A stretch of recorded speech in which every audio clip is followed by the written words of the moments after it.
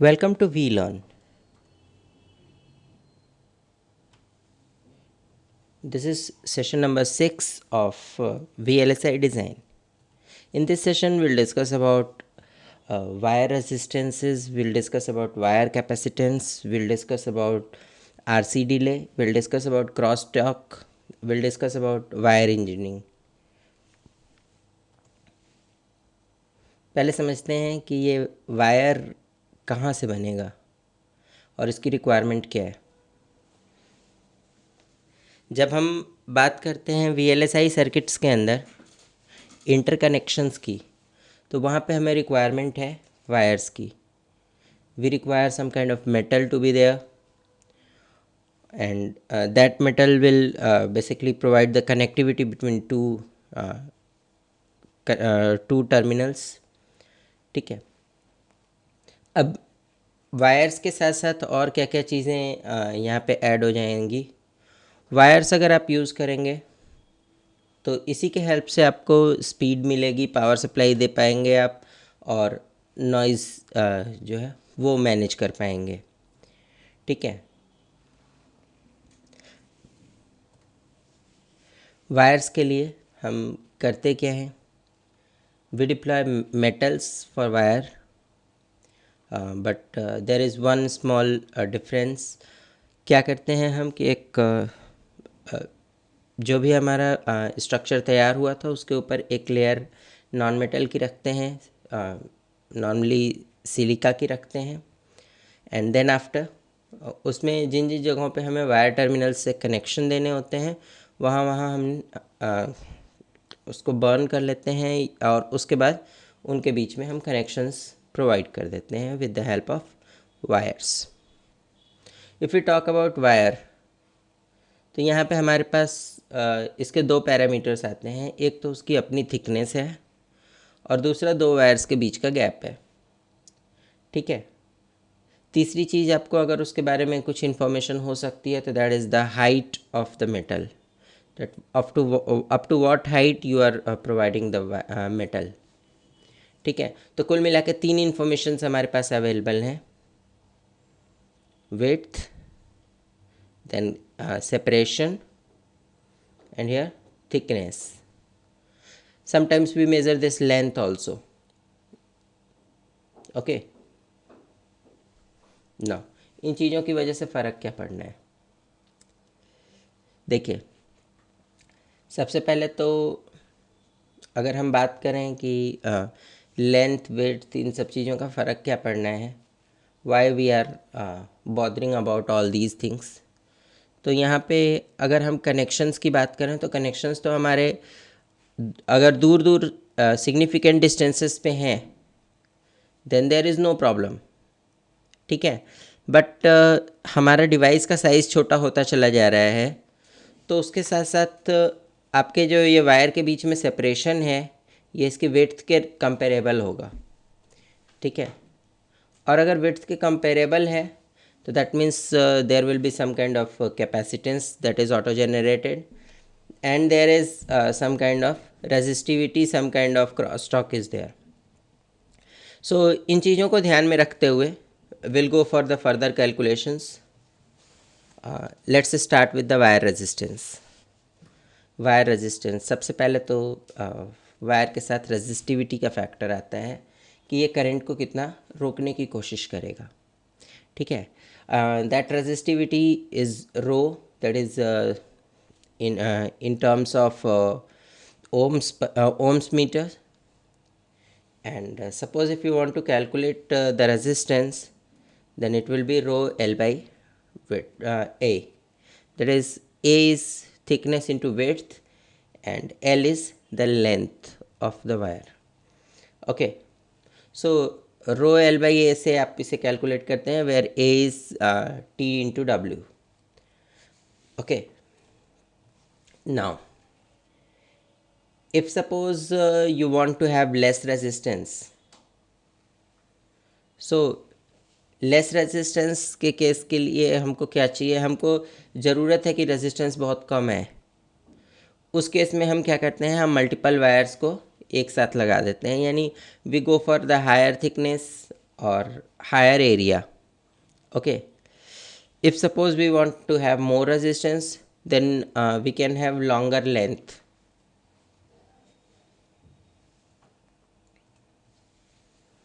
Now, choice of metal. Which metal should be chosen? If we go for silver, इसकी resistivity है 1.6 micro ohms पर centimetre, micro ohms centimetre. ठीक है. Copper की बात करें तो it is 1.7, gold is 2.2, then aluminium is 2.8, tungsten is 5.3. So if we go for this, copper is the best metal.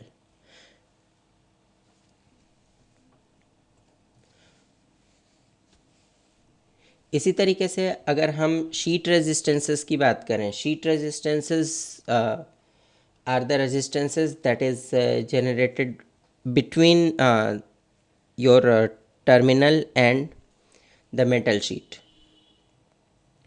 So sheet resistance आपका जो है ये हायर होना चाहिए. तो डिफ्यूजन सिलिकॉन डिफ्यूजन से अगर हम करते हैं तो it is 3 to 10 ohms per meter.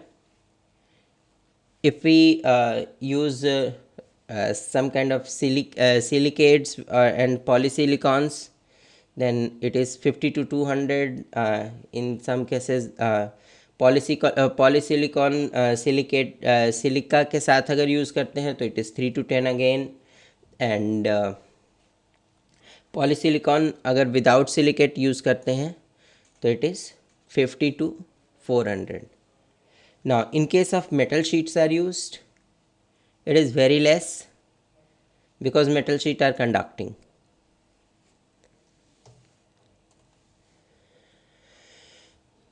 Now if we talk about contact resistance क्या चीज़ है? जहाँ पे आपका एन टाइप का या पी टाइप का सबस्ट्रेट मेटल के साथ कांटेक्ट करेगा, वहाँ पे रेजिस्टेंस कितना बनता है. कांटेक्ट रेजिस्टेंस आपका वेरी करता है 2 ohms से लेकर 20 ohms तक, depending on the contact area. Contact area जितना ज़्यादा होगा कांटेक्ट रेजिस्टेंस उतना कम आएगा. ठीक है. For example here you see, here you get less contact resistance and here you get more contact resistance. Now if we talk about wire capacitance, capacitor की definition से शुरू करें अगर, तो कैपेसिटर क्या होता है? दो मेटल प्लेट्स के बीच में अगर कोई नॉन मेटल आ रहा हो, then a capacitance is formed and that capacitance is dependent on the area of contact and the quality of the non-metal in between. So if we talk about this separation part, this is the origin source of capacitance. Whatever here you find is there are so many metals. अब यहाँ पे हमने 3 metals consider किए हैं. ठीक है. First, second, 4 metals we have taken: first, second, third and fourth. Here you see the thickness is T for all of these.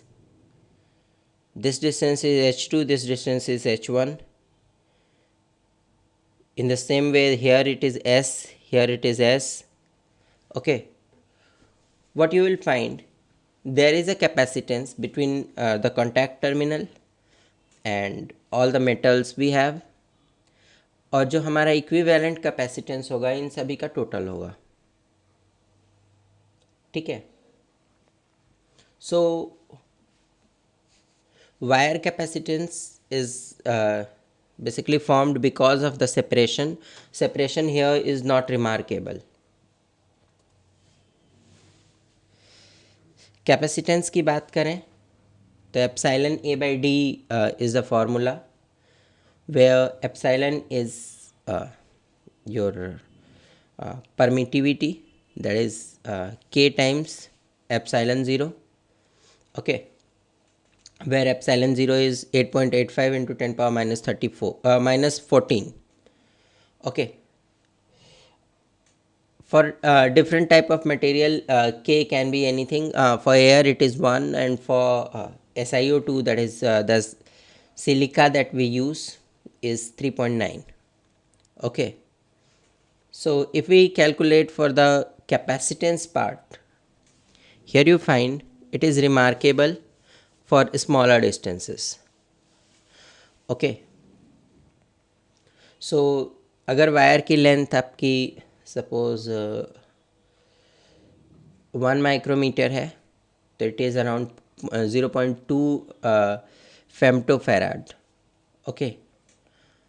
But the problem is कि अगर वायर की लेंथ इससे ज़्यादा बढ़ती जाती है तो इसी हिसाब से ये बढ़ते चला जाता है, ये कैपेसिटेंस भी बढ़ता चला जाता है, and it becomes a remarkable value.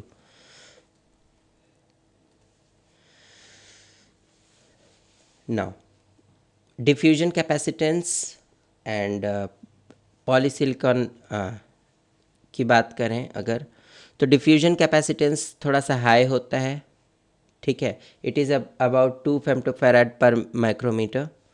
And what actually is the diffusion capacitance is, suppose we have two wires, one is loaded with the positive current and other one is with the negative current.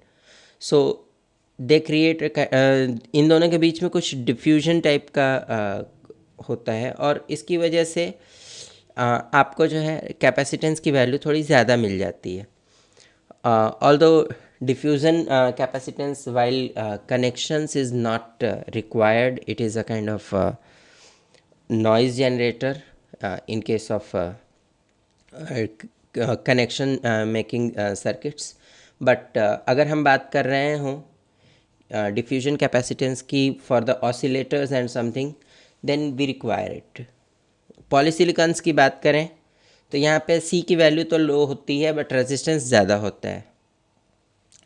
सो यहाँ पे अगर आप switching mode में अगर transistor को use करना चाहते हैं then it is okay, but अगर आप एम्पलीफिकेशन में यूज़ करना चाहते हैं तो ये ऑसिलेशन मोड में चला जाता है। Now if we talk about the wire connections, so it is a kind of lumped network. Lumped network is a combination of R and C circuits. So RC circuit जो आपका होता है, ये इसकी ख़ास बात होती है कि it is basically combination of a capacitor and a resistance, and that's why it produces a kind of oscillation, and it has its own frequency where it oscillates. So अगर आपका डिवाइस उस पर्टिकुलर फ्रिक्वेंसी को किसी भी तरीके से communicate कर जाता होगा तो it will add a special kind of noise. Now here you see we have taken one small example. Metal हमने एक लिया, उसका वायर लिया है 180 नैनोमीटर का, ठीक है। अब 180 नैनोमीटर का प्रोसेस है हमारा। इसमें जो लेंथ है हमारी वायर की that is 5 mm and the width is 0.32 micrometers. Now if we talk about the resistance and other parameters, so you can see if we have taken copper then it is 0.05 ohms per meter. In the same way if we talk about the overall resistance, it is coming out to be 781 ohms. In the same way, if we talk about capacitance part, it is coming out to be 1 pf. Now wire में capacitance और resistance दोनों चीज़ें होंगी, तो इसका मतलब क्या होगा, RC डिले आएगा, ठीक है। So RC delay should be there. और आरसी डिले अगर आप इस स्पेसिफिक केस की बात करें तो यहाँ पे R into C is coming out to be 81 pico units. So it is somewhat smaller, but when the capacitance goes into nanofarads, it becomes remarkable. Now if we talk about a NOT gate that is created with the help of the similar device, एक not gate में तो कोई फ़र्क नहीं आएगा, लेकिन अगर हमने 10 नॉट गेट्स एक साथ बनाए और उनके बीच में इसी तरीके का कम्युनिकेशन हो गया, what happens? It becomes a remarkable delay, and here you find कि जो ओवरऑल कैपेसिटेंस है it is turning out to be a delay of 1.1 nanoseconds. Okay, now another term, that is crosstalk. crosstalk क्या होता है कि दो wires अगर parallelly जा रहे हैं, ठीक है, they are at the same distance, same separation for a longer distance, then usually what happens is there is a kind of a mutual induction between these two wires, and one is imposing its output onto the other one and other one is doing the same on the first. So इसकी वजह से आपको जो है signal तो एक पे आप भेज रहे थे बट दूसरे पे भी वो सिग्नल आने लगा, एंड व्हाट हैपेंड कि आप कम्युनिकेट किसी और से करना चाहते थे, कम्युनिकेट किसी और को भी हो गया, या दोनों में से किसी के पास सही इन्फॉर्मेशन नहीं पहुंची. Normally a kind of noise is added in this case. Crosstalk होता क्या है कि पैरेलल वायर्स अगर काफ़ी दूर तक जाते हैं तो एक दूसरे पे कुछ म्यूचुअल इंडक्शन का इफ़ेक्ट डाल देता है, और इसकी वजह से आपको वो म्यूचुअल इंडक्शन की वजह से लंबे डिस्टेंस तक दोनों डिवाइसेस के बीच में कपलिंग दिखाई देती है. एक पे आप बोलते हो तो दूसरे पे भी सुनाई देता है, ठीक है. क्रॉसटॉक के अलावा क्रॉसटॉक की वजह से थोड़ा सा डिले भी जेनरेट होता है. Sometimes if we talk about crosstalk delay, so there is one information transfer from A to B, then after the same information is coming back from B to A. So if we talk in terms of power supplies, so here constant जो आपका इसमें capacitance है, that is C ground plus C adjacent, ठीक है. If we talk about switching, so switching के case में आपका ground वाला जो कैपेसिटेंस है that will be working. If we talk about opposite A, switching की ही बात कर रहे हैं बी के लिए, so in this case what happens, it has one way is this way and second one is by this way. So इसके लिए ये कैपेसिटेंस बढ़ जा रही है, ठीक है. क्रॉसटॉक को एज अ नॉइज़ अगर हम लेते हैं तो एक्चुअल में हम जो सिग्नल भेजना चाहते थे वायर 1 पे वो जा रही है वायर 2 के ऊपर, and this is the crosstalk. This is what we are trying to resolve. So crosstalk is a kind of noise that is transferred from one resource to the other one. Now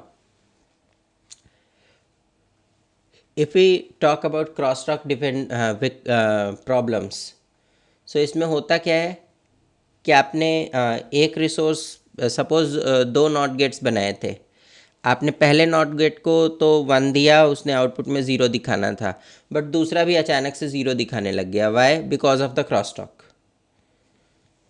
so this is the problem that happens.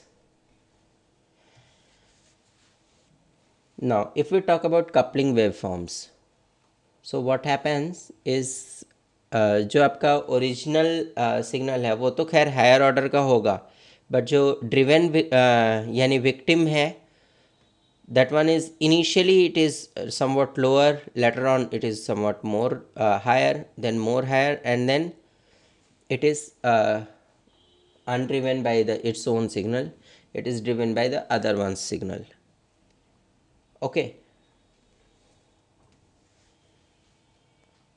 Noise के implications की बात करें, सो होता क्या है, noise हमारा ही दिया हुआ सिग्नल होता है, but it is given to some device, but it is accepted by some other device, so we treat that signal as noise.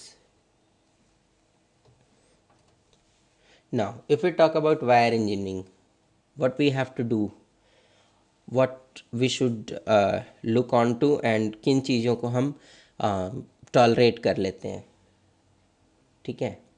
So this is wire engineering. We'll talk about detail in some moment. So just see, अगर हम degree of freedom की बात करते हैं तो wire engineering में width और spacing, ये दो हमारे पास फील्ड हैं. हम कितना विड्थ रख सकते हैं वायर की और कितना स्पेसिंग रखेंगे वायर्स के बीच में, ठीक है, या कितनी नंबर ऑफ लेयर्स बनाएंगे, कितनी शील्ड्स लगाएंगे, ठीक है.